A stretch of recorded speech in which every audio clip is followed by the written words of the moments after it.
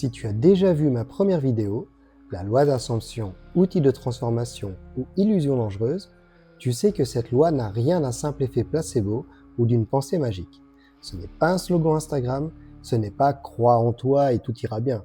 C'est le principe de création intérieure, un mécanisme de manifestation qui agit à partir de ton état d'être profond.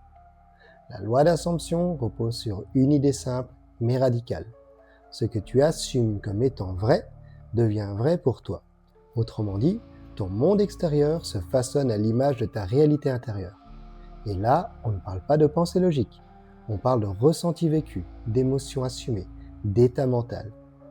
C'est ce que Neville Goddard appelait le sentiment du souhait accompli. Tu ne dois pas juste y croire, tu dois vivre comme si c'était déjà réel. Pas dans l'avenir, maintenant.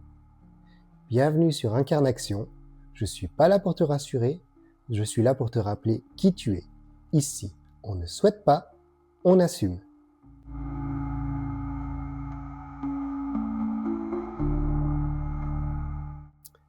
Dans ma première vidéo, je t'ai montré comment ce mécanisme fonctionne psychologiquement. Comment ton système nerveux, ton inconscient et ta perception filtrent la réalité selon ce que tu crois être vrai.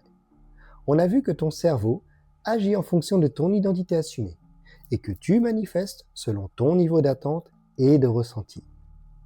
Mais aujourd'hui, on va aller plus loin, parce que cette loi ne se limite pas à la psychologie. Elle n'est pas qu'une reprogrammation mentale. Elle est aussi la racine silencieuse de presque toutes les traditions spirituelles du monde. Prière, foi, rituels, mantras, méditation, magie, tarot, cristaux, tous ces outils ont un point en commun. Ils transforment ton état intérieur et donc ils activent la loi d'Assomption. Dans les chapitres qui vont suivre, on va voir comment cette loi se manifeste à travers les religions, les pratiques mystiques et ésotériques, et même les outils de guérison énergétique. Et tu vas peut-être réaliser que tu l'utilises déjà sans le savoir.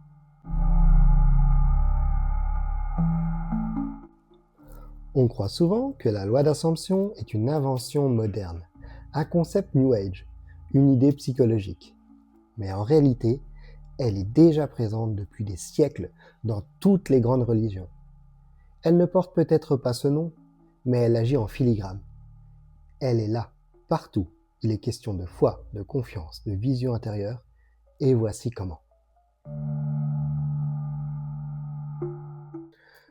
Le christianisme, la prière comme Assomption. Dans la tradition chrétienne, tout repose sur la foi. Une foi qui ne doute pas, une foi qui agit comme si c'était déjà accompli. Jésus dit dans l'Évangile selon Marc, « Tout ce que vous demanderez en priant, croyez que vous l'avez reçu, et cela vous sera accordé. » Ce n'est pas de l'attente, c'est une certitude intérieure. Et c'est exactement ce que Neville Goddard enseigne. La prière est l'art d'assumer le sentiment d'être et d'avoir ce que tu désires. Un chrétien qui prie pour la guérison remercie déjà Dieu, comme si c'était fait. Il se comporte, pense et ressent comme un être guéri. Il assume la guérison et cette posture intérieure transforme sa réalité. On va donner un exemple concret. Une femme atteinte d'un problème de santé va à l'église, allume une bougie, prie et remercie Dieu pour sa guérison. Elle se lève du banc, non pas comme quelqu'un qui espère, mais comme quelqu'un qui porte déjà en elle la paix et la foi du rétablissement.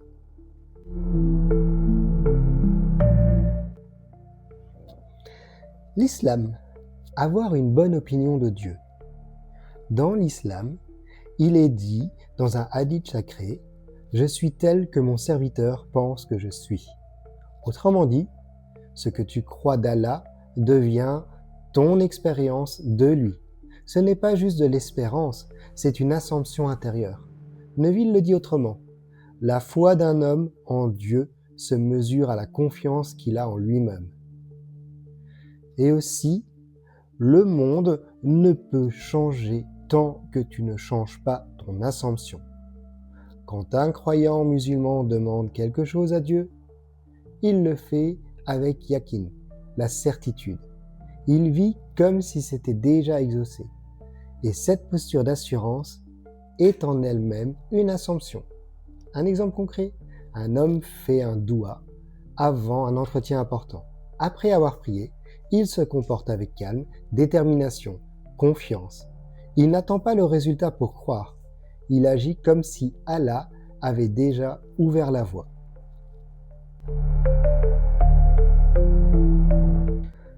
L'hindouisme. Tu es cela. L'un des enseignements fondamentaux de l'hindouisme est le tu es cela.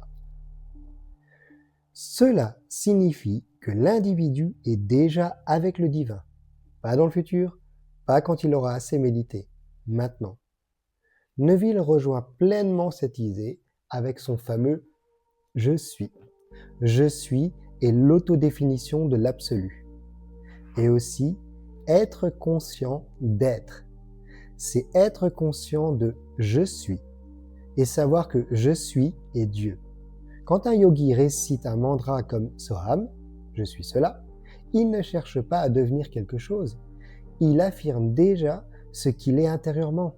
C'est la loi d'assomption à l'état pur. Un exemple concret, un sadhu répète intérieurement le mantra Soham en marchant lentement dans la forêt. Il ne pense pas qu'il va se rapprocher du divin. Il sent que le divin est déjà là, en lui, à chaque pas.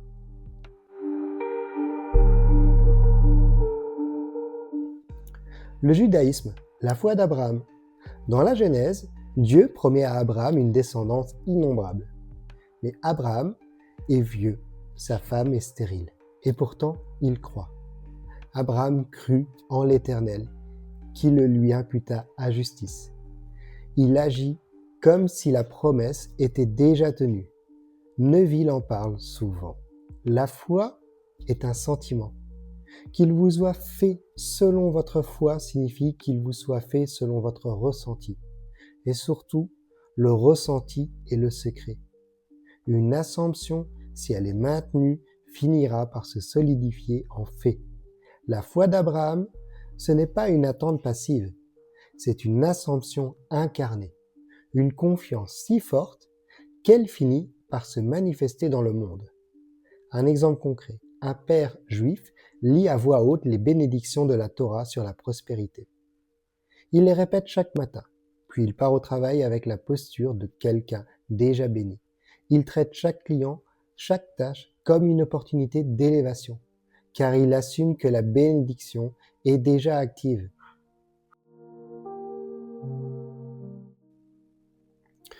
Tu l'auras compris, la loi d'Assomption n'est pas étrangère aux religions.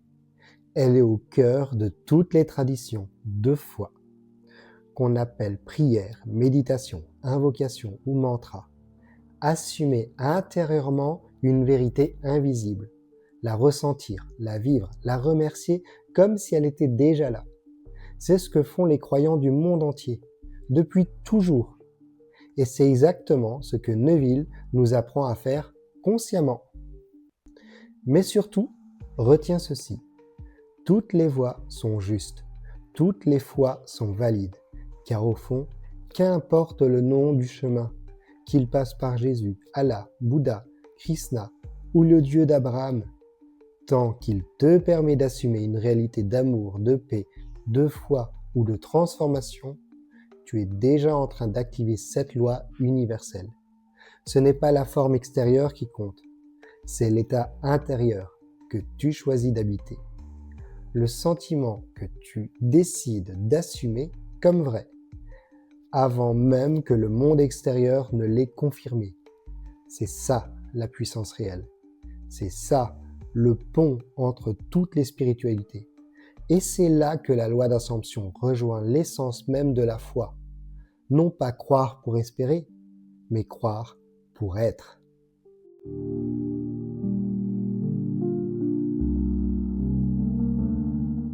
Quand on parle de divination, on pense souvent à voir l'avenir.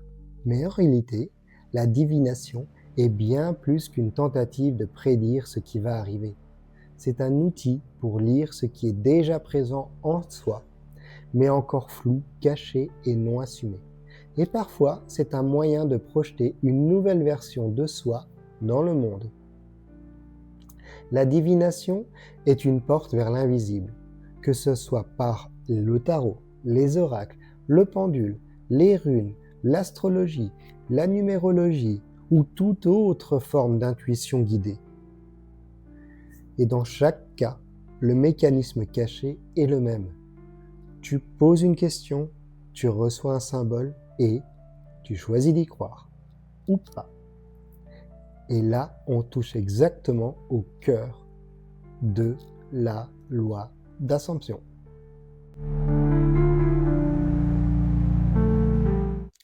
Quand tu reçois un tirage ou un message qui te dit « tu es en train de guérir » ou « un changement positif arrive dans ta vie », si tu l'acceptes comme vrai, si tu le ressens comme réel, alors tu viens d'assumer une nouvelle réalité. Et c'est cette assomption qui ouvre la voie à sa manifestation. Comme Neville le dit, ose assumer que c'est vrai et cela deviendra un fait. Ce n'est donc pas le tirage ou le pendule en lui-même qui crée quoi que ce soit. C'est le changement intérieur que tu acceptes à travers ce symbole. La divination n'est pas une prophétie imposée. C'est une suggestion énergétique que tu peux choisir d'incarner.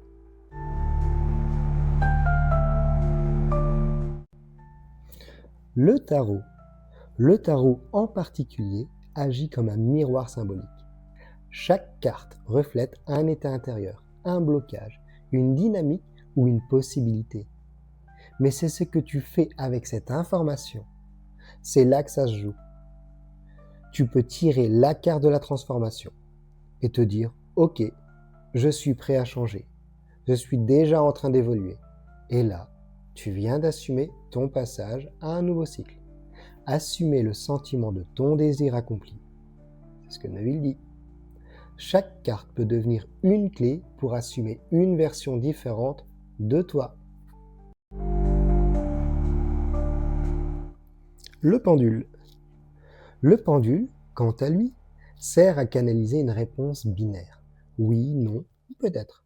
Mais attention, ce n'est pas le pendule qui sait, c'est ton inconscient qui répond. Et souvent, la réponse qui t'est donnée est la réponse que tu ressens déjà intérieurement. C'est ce que tu fais après cette réponse, la manière dont tu t'alignes émotionnellement, qui va déterminer ce que tu vis ensuite. Le pendule peut donc être un déclencheur d'assomption. Tu assumes qu'il t'a guidé. Tu avances en confiance et cette confiance devient réalité. L'astrologie, elle décrit des potentiels. Une carte du ciel ne détermine rien. Elle montre des tendances, des dynamiques, des archétypes. Et pourtant, beaucoup de gens vivent leur vie en assumant que leur thème astral fonctionne comme ça. Ils disent « je suis bélier, donc impulsif. Vénus en scorpion, donc intense en amour. » Et cette croyance devient réalité. Ton assomption, même fausse, si elle est maintenue, se transforme en réalité. L'astrologie devient alors un cadre d'assomption.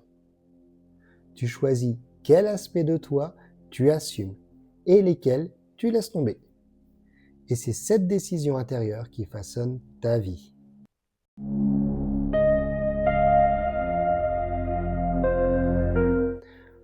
Reprenons la divination. Prenons un exemple concret. Imagine, tu tires une carte au niveau du tarot qui te dit « tu vas réussir ton projet ». Tu peux te dire « bof, je verrai bien ». Ou tu peux te dire « oui, je sens que c'est juste et je suis déjà en train de réussir. Je suis cette version de moi qui a réussi. » Et sans t'en rendre compte, tu actives la loi d'Assomption. Tu modifies ton énergie, ton comportement, ta posture. Et les circonstances s'alignent.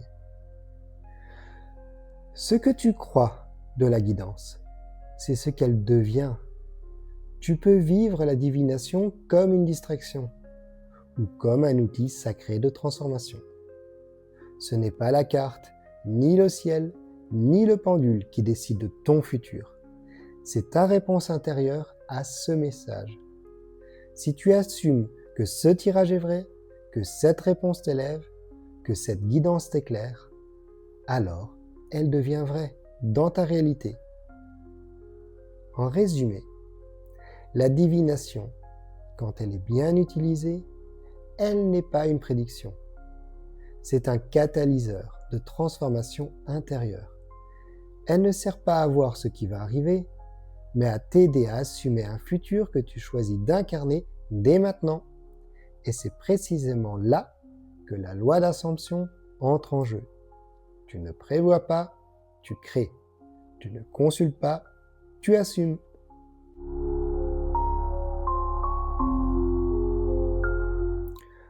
On porte une améthyste pour rester calme. On glisse une labradorite dans sa poche avant un rendez-vous important. On médite avec un quartz rose pour appeler l'amour. Mais que se passe-t-il vraiment quand on travaille avec une pierre ou un cristal? Est-ce que c'est la pierre qui agit ou toi qui l'active? La vérité, c'est que les pierres n'ont aucun pouvoir en elles. Si elles ne sont pas reliées à une intention, une croyance, une assomption. Et c'est là que la loi d'Assomption entre en jeu. L'énergie de pierre, ou ton énergie en action. Quand tu choisis une pierre pour une raison précise, tu ne fais pas qu'utiliser un objet, tu fais un acte de foi symbolique. Tu assumes un état intérieur que tu veux vivre. Tu prends une citrine pour la prospérité. À partir de ce moment-là, tu commences à vibrer différemment. Tu t'ouvres à cette fréquence. Tu deviens la personne qui attire l'abondance. Ce n'est pas la pierre qui agit, c'est toi qui agis à travers elle. Tu sais, Neville Goddard ne parle pas des cristaux, mais il parle de l'imagination symbolique, de l'incarnation intérieure. Tout dépend de notre attitude envers nous-mêmes. Ce que nous ne voulons pas affirmer comme vrai, pour nous, ne peut pas être réalité par nous. En d'autres mots, si tu ne l'assumes pas comme vrai pour toi, rien ne changera, même si tu dors entouré de pierres rares.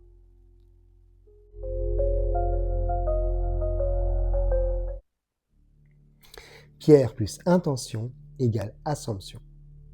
Quand tu prends une pierre et que tu lui attribues un rôle, cette pierre me protège, cette pierre m'aide à me calmer, cette pierre attire l'amour dans ma vie, tu es en train de faire un acte d'assomption symbolique. Tu associes à une énergie et tu vis comme si elle agissait déjà dans ta vie. Assumez que c'est déjà accompli et vis à partir de cet état. Alors, on va repartir sur un exemple concret. Tu choisis une pierre de quartz rose. Pas parce qu'elle est belle, mais évidemment parce que tu veux attirer l'amour. Chaque fois que tu la regardes, tu te rappelles « Je suis aimé, je suis digne d'amour, l'amour est en moi ». Et c'est cette affirmation qui devient ton état de base. Tu assumes déjà l'état d'être aimé. Et ton comportement, ton langage corporel, ton énergie change. Et c'est là que la réalité commence à s'organiser autour de toi.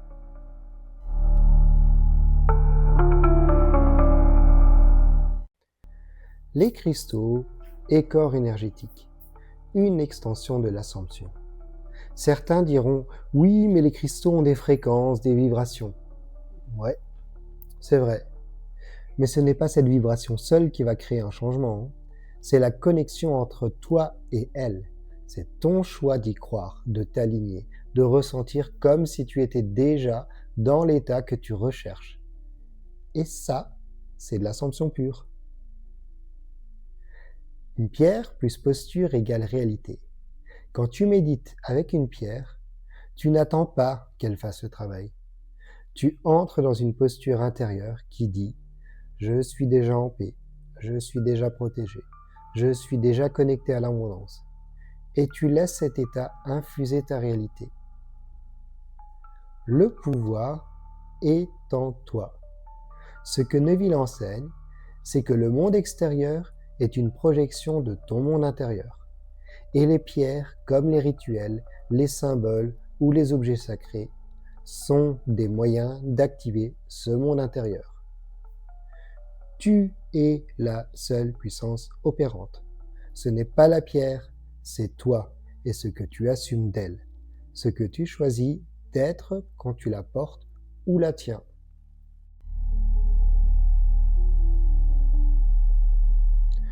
Donc en résumé, les pierres ne sont pas magiques, mais ta foi en elles peut l'être. Si elles deviennent un support pour assumer une nouvelle réalité, alors elles sont des outils puissants de manifestation. Et comme toujours avec la loi d'Assomption, ce n'est pas ce que tu fais qui compte, mais l'état intérieur à partir duquel tu le fais.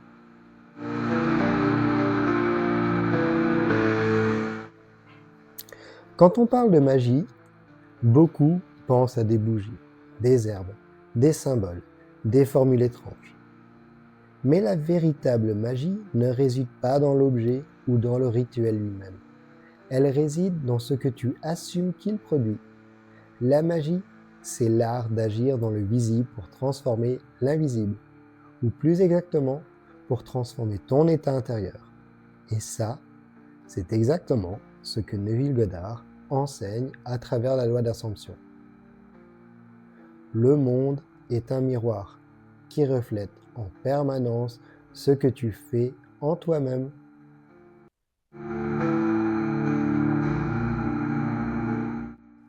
Le rituel, une scène pour l'Assomption. Quand tu fais un rituel, que ce soit de magie blanche, de pleine lune ou de manifestation, tu ne fais pas juste un acte extérieur. Tu entres dans un état symbolique.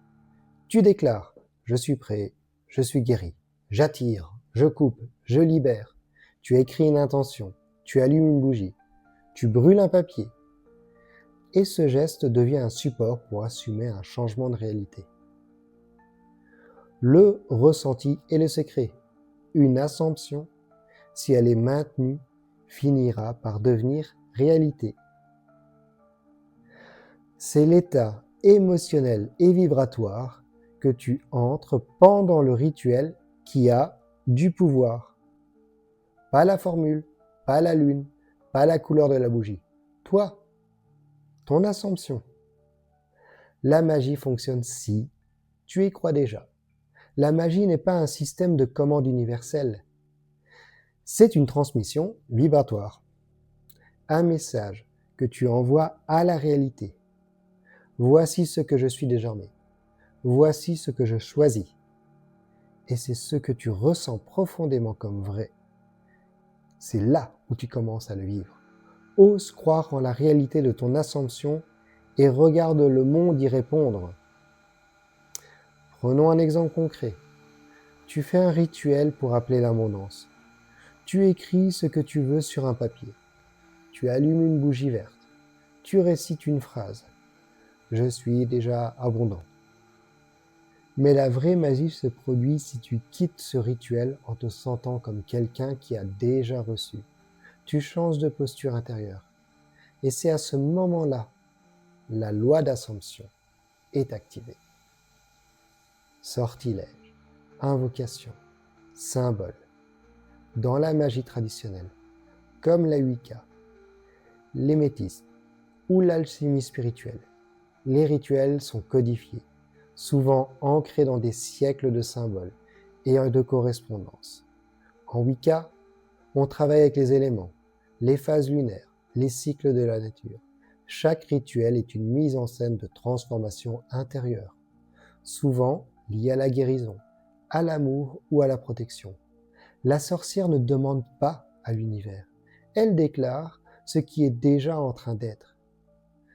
Dans l'hermétisme, on s'appuie sur le principe fondamental, ce qui est en haut est comme ce qui est en bas. Autrement dit, le monde intérieur influence le monde extérieur. Travailler avec des symboles planétaires, des sceaux ou des invocations, c'est agir sur les archétypes pour assumer un nouveau état d'être. En alchimie spirituelle, la transformation n'est pas physique, mais à l'intérieur. Le plomb de la conscience limitée devient l'or de l'éveil. Chaque opération alchimique, calcination, coagulation, etc. est un langage métaphorique qui invite à assumer une nouvelle identité transmutée. Mais dans tous ces cas, ce n'est jamais le rituel ou le symbole qui agit seul, c'est toi qui le rend réel, par la conviction de l'état intérieur dans lequel tu entres. Rien n'apparaît avant d'avoir été assumé. Quand tu traces un cercle, récites une formule, poses un objet sur un autel, tu focalises ton imagination et ton intention. Tu te places dans une version de toi qui a déjà ce que tu demandes. Et c'est exactement ça l'ascension. Tu ne demandes pas, tu affirmes, tu incarnes. La magie comme répétition symbolique. Plus tu répètes un rituel avec foi, plus tu entres dans l'état vibratoire associé. Et cet état, s'il est assumé et entretenu, finit par se refléter dans ta vie. La magie n'est donc pas là pour convaincre l'univers. Elle est là pour te convaincre toi-même. Et une fois que tu crois que c'est fait, le monde extérieur n'a plus le choix. Il s'aligne.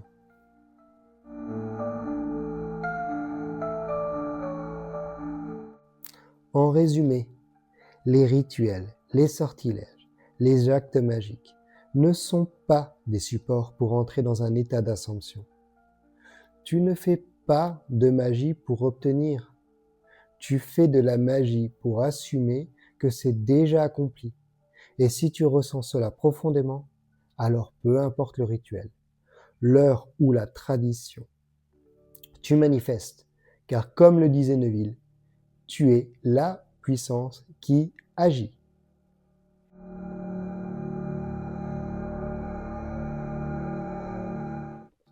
Et donc pour conclure tout ça, toutes les voies mènent à l'assomption. Tu as vu tout au long de cette vidéo, la loi d'assomption ne se limite pas à une technique de développement personnel. Elle est le noyau vivant qui se cache derrière les grandes traditions spirituelles, les pratiques mystiques, les outils ésotériques. En gros, tu pries, tu assumes que Dieu t'entend. Tu tires une carte, tu assumes que le message est juste. Tu médites avec une pierre, tu assumes que tu es déjà en paix. Tu fais un rituel, tu assumes que ton intention est en train de se réaliser. Dans chaque cas, ce n'est pas le geste extérieur qui crée, c'est l'état intérieur que tu acceptes comme vrai. Et c'est ça, la loi d'assomption. Assume le sentiment du souhait accompli et vis dans cet état. Alors, peu importe que tu viennes du christianisme, de l'islam, du bouddhisme ou de l'hindouisme, peu importe que tu tires les cartes, pratique la magie, travaille avec des pierres ou récite des mantras, ta voie est juste, car ce n'est pas un chemin qui compte, c'est l'état de conscience dans lequel tu choisis de vivre. Tant que tu assumes une réalité d'amour, de foi, de lumière, de transformation, tu es déjà en train de créer. Tu es en train d'incarner un monde nouveau. Et toi, d'abord, puis autour de toi. Et c'est ça le secret. C'est pas attirer ou espérer, c'est incarner maintenant. Vibrer comme si c'est déjà fait. Et laisse le monde suivre. La loi d'assomption n'est pas une croyance à adopter. C'est un mécanisme universel à réveiller.